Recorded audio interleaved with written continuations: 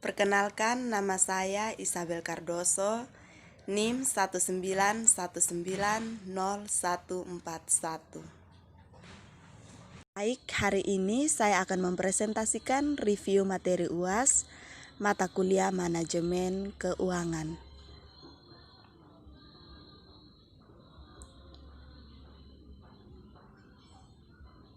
Oke, yang pertama akan kita bahas adalah obligasi. Obligasi adalah surat utang jangka panjang yang diterbitkan dengan nilai nominal oleh suatu lembaga dengan waktu jatuh tempo tertentu. Obligasi juga merupakan kontrak jangka panjang di mana peminjam setuju untuk melakukan pembayaran bunga dan pokok pinjaman pada tanggal tertentu kepada pemegang obligasi dengan bunga yang tetap pada setiap tahunnya.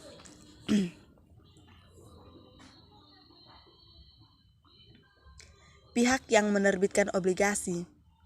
Penerbit obligasi adalah yang pertama perusahaan BUMN, yang kedua perusahaan swasta, dan yang ketiga adalah pemerintah, baik pemerintah pusat maupun pemerintah daerah. Penilaian obligasi. Dalam penilaian obligasi terdapat 3 elemen penting. Yang pertama, jumlah dan waktu dari arus kas yang akan diterima oleh investor. Yang kedua, tanggal jatuh tempo obligasi. Dan yang ketiga adalah tingkat pengembalian yang diinginkan investor.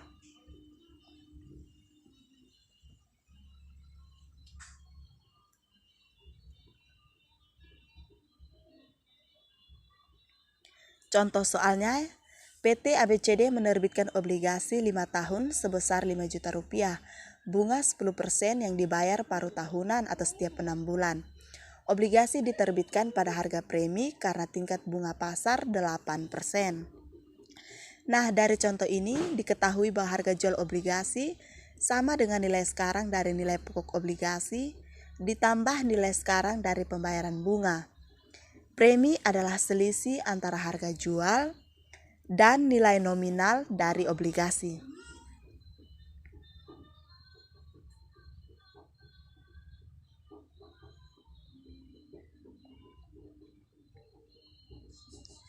Cara penyelesaiannya, rumus yang pertama, PVIF sama dengan 1 dibagi 1 tambah R dikali T. Dengan keterangan, R adalah tingkat bunga pasar per periode, T adalah jumlah periode. PVIF sama dengan 1 dibagi 1 tambah 0,4 pangkat 1. Didapatlah hasil 0,6756. Nilai sekarang dari obligasinya didapat dari 0,6756 dikali 5 juta rupiah, sehingga didapatlah hasil 3.378.000 rupiah.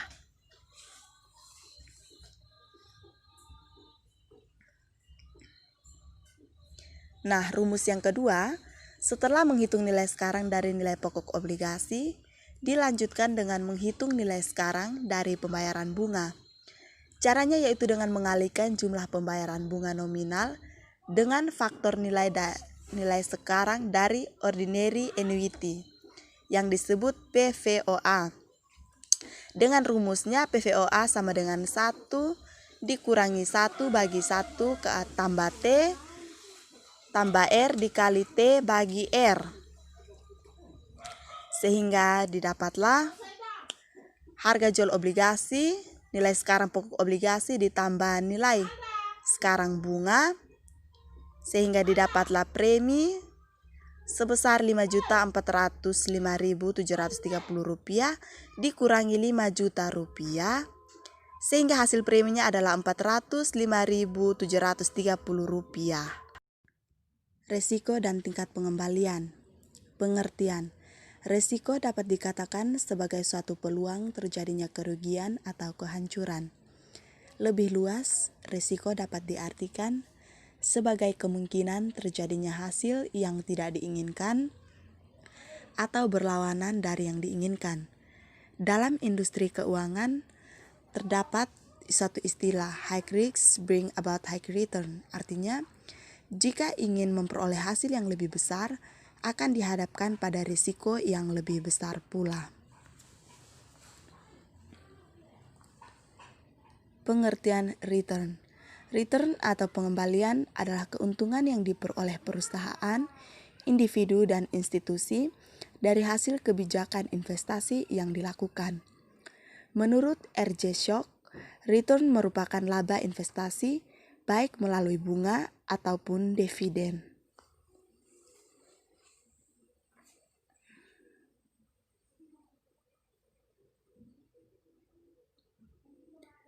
Hubungan risiko dan pengembalian. Yang pertama, bersifat linear atau searah. Yang kedua, semakin tinggi tingkat pengembalian, maka semakin tinggi pula risiko. Yang ketiga, semakin besar aset yang kita tempatkan dalam keputusan investasi, maka semakin besar pula risiko yang timbul dari investasi tersebut. Dan yang terakhir, kondisi linear hanya mungkin terjadi pada pasar yang bersifat normal.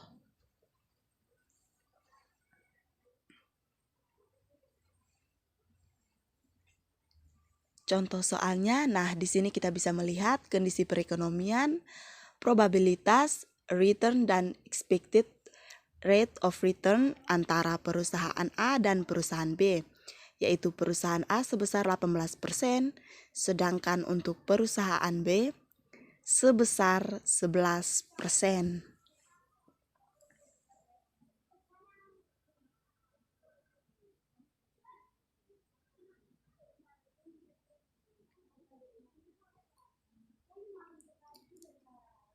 Penyelesaiannya, yang pertama kita harus menghitung risiko atas masing-masing investasi. Untuk menghitung risiko ini kita menggunakan standar deviasi. Yang pertama, kita harus menghitung tingkat pengembalian yang diharapkan. Kemudian, kurangkan tingkat pengembalian dari masing-masing probabilitas dengan tingkat pengembalian yang diharapkan sehingga diperoleh selisihnya atau deviasi. Selisih atau deviasi yang telah diperoleh ini kemudian dikuadratkan dan dijumlahkan sehingga kita memperoleh varians. Varians di akar kuadrat sehingga diperolehlah standar deviasi. Risiko perusahaan A. Di sini bisa dilihat bahwa standar deviasi dari perusahaan sebesar akar kuadrat dari 12 sama dengan 35%.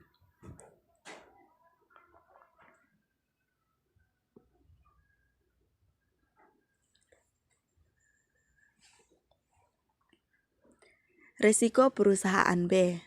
Di sini bisa dilihat bahwa deviasi probabilitasnya sebesar 3%. Standar deviasinya akar kuadrat dari 3, sehingga diperolehlah standar deviasi sebesar 17%.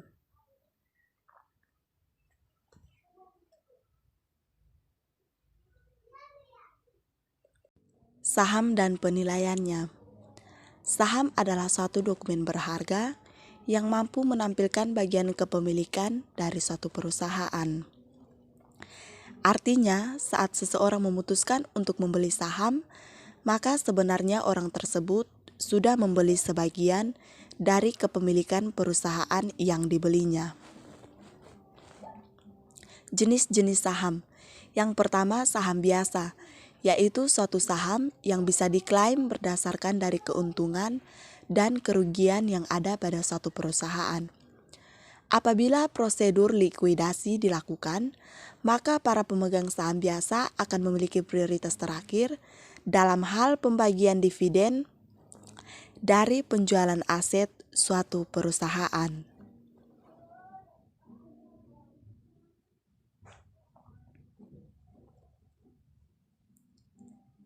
Yang kedua, saham preferen, yaitu suatu saham yang mana nilai pembagian labanya tergolong tetap dan saat perusahaan menderita kerugian, maka para pemegang saham preferen tersebut akan diberikan prioritas utama dalam hal pembagian hasil penjualan aset perusahaan. Contoh soal saham biasa. Diramalkan bahwa PT Lis akan membayar dividen sebesar $4, $4,5, dan $5 untuk 3 tahun yang akan datang. Pada tahun ketiga, kalian mengantisipasi menjual saham dengan harga pasar sebesar $100. Berapakah harga saham apabila diketahui 15% expected return? Maka cara menjawabnya dilakukan pencarian nilai DIV1-nya sehingga didapatlah nilai PV dari tahun pertama sebesar 3,48 ditambah 3,40 untuk tahun kedua dan untuk tahun ketiganya sebesar 69,04 sehingga hasil PV-nya sama dengan $75,92 Amerika.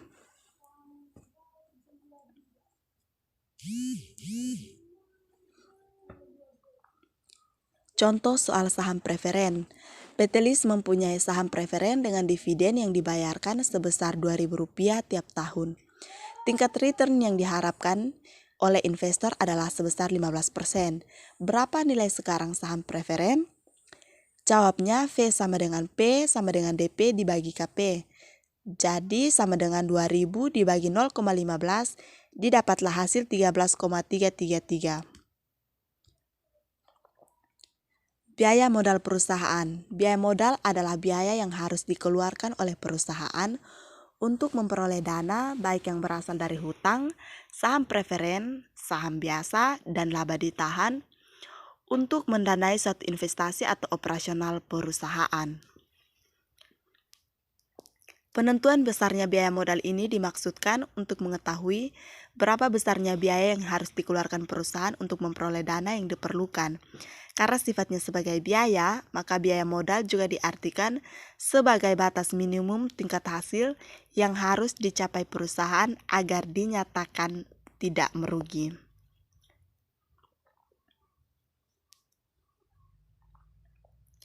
Tujuan biaya modal. Yang pertama, perusahaan dapat mengetahui seberapa banyak biaya yang harus dikeluarkan untuk mendanai investasi dan mendanai biaya operasional perusahaan. Yang kedua, memaksimalkan nilai perusahaan dengan cara meminimalkan biaya-biaya yang dikeluarkan oleh perusahaan. Dan yang ketiga, untuk mempermudah penentu keputusan penting seperti leasing dan modal kerja lainnya yang dilakukan oleh perusahaan. Contoh soalnya, perusahaan menarik pinjaman dari bank sebesar Rp10 juta dengan tingkat bunga 20% per tahun. Biaya provisinya sebesar Rp2 juta, biaya aktenya sebesar Rp50 dan royalti sebesar Rp25.000. Maka seluruh biaya yang dikeluarkan sebesar Rp2.275.000. Sedangkan penerimaan bersihnya sebesar Rp7.725.000 yang didapat dari 10 juta dikurangi Rp2.275.000. Penyelesaiannya, kita menghitung biaya modalnya sama dengan Rp2.275.000 dikalikan 100% sama dengan 29,45%. Sehingga biaya modal yang diperhitungkan dari penarikan kredit tersebut tidak hanya sebesar tingkat bunga 20% saja, tetapi sebesar 29,45%.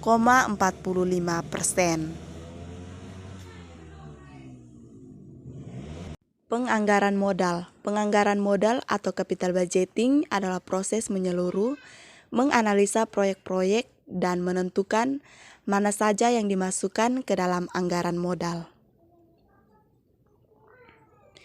Pentingnya penganggaran modal. Yang pertama, keputusan penganggaran modal akan berpengaruh pada jangka waktu yang lama, sehingga perusahaan kehilangan fleksibilitasnya. Yang kedua, penganggaran modal yang efektif akan menaikkan ketepatan waktu dan kualitas dari penambahan aktiva. Yang ketiga, pengeluaran modal sangatlah penting. Periode pengembalian. Payback period adalah waktu yang dibutuhkan agar investasi yang direncanakan dapat dikembalikan atau waktu yang dibutuhkan untuk mencapai titik impas. Jika waktu yang dibutuhkan makin pendek, proposal investasi dianggap makin baik. Kendati pun demikian, kita harus berhati-hati menafsirkan kriteria payback period ini. Sebab ada investasi yang baru menguntungkan dalam jangka panjang lebih dari 5 tahun.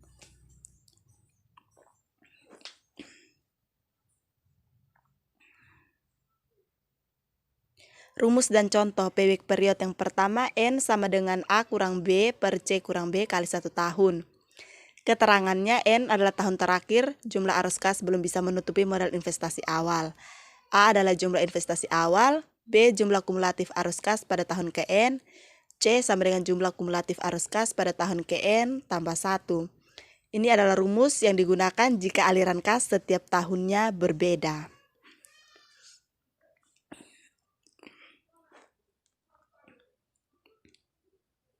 Rumus payback period aliran kas sama. Payback period sama dengan investasi awal per arus kas dikali 1 tahun. Keterangannya, periode pengembalian lebih cepat dianggap layak, periode pengembalian lebih lama dianggap tidak layak. Jika usulan proyek investasi lebih dari 1, maka periode pengembalian yang lebih cepat yang dipilih.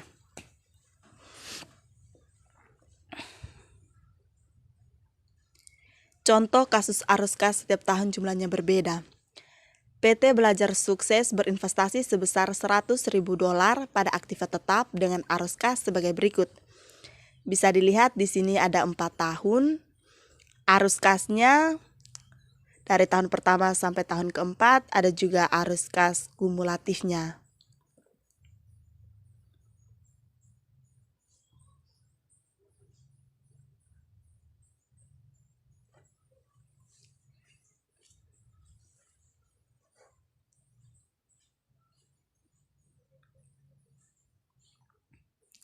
Penyelesaiannya diperoleh N sama dengan 2, A sama dengan $100.000, B sama dengan $90.000, C sama dengan $120.000.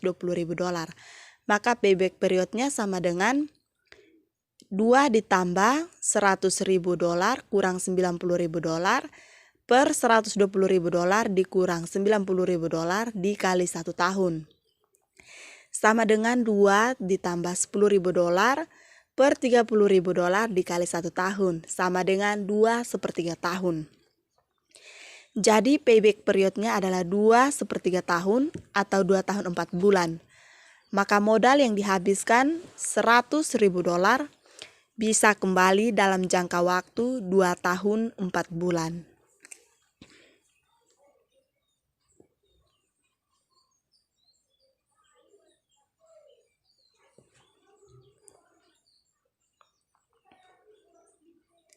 Contoh kasus arus kas setiap tahun jumlahnya sama.